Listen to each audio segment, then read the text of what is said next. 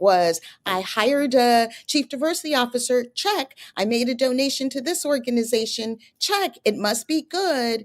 And then we had lots of chief diversity officers, me included in certain cases, where you feel like, I've been hired, I report to the CEO, I'm at the right seat in the table. Okay, now what's my budget? Don't have a budget. Where's my team? Don't have a team. Where is my authority to be able to affect change throughout the organization?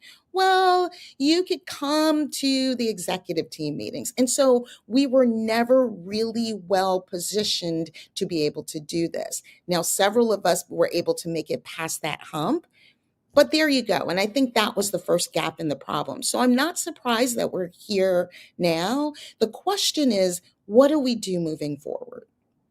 And I will get to that question with you, but there's something that I want to tackle first for people who may be listening who are in that camp of thinking this is wasteful, or companies that added these DEI initiatives just to check a box but didn't do anything with it.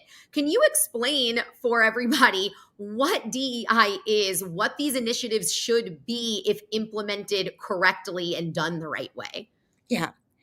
I said this last week. I was on a call and it seemed to resonate with people. So I'm just going to kind of repeat it from this perspective. What company doesn't want a diverse team of talent that represents the clients that it serves and the communities that it works in, working with them to help increase productivity, help increase innovation, to help increase market share? And those people that are working for them, they're treating equitably, and those people feel included so that they continue to retain and produce the best work for that organization because they feel like they're truly valued, and they were hired not specifically because they were diverse, but because they were diverse and they were the best candidate for the job. But because the company widened their pool of candidates and took their time, and they understood that having a diverse candidate and a quality candidate and qualified candidate are not mutually exclusive. I mean, it's really that simple.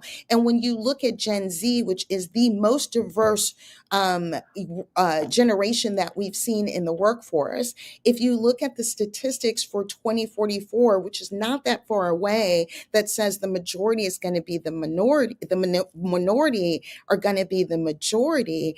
And if you look at the latest statistics around employee engagement, which is at an all-time low, if you look at the statistics around trust in organizations, which are at an all-time low, why wouldn't you want to make sure that you have specific initiatives that are dedicated to understanding all the dimensions of diversity that happen in your organization and how you effectively engage those people so that you retain them? So I guess going into that moving forward, there's kind of two sectors, right? So we'll start with the one of companies, businesses, employees that are still going to have their DEI initiatives, that they're not getting rid of them. What are the actionable items they should be doing to make sure that they are doing it the right way and not just checking a box? Yeah.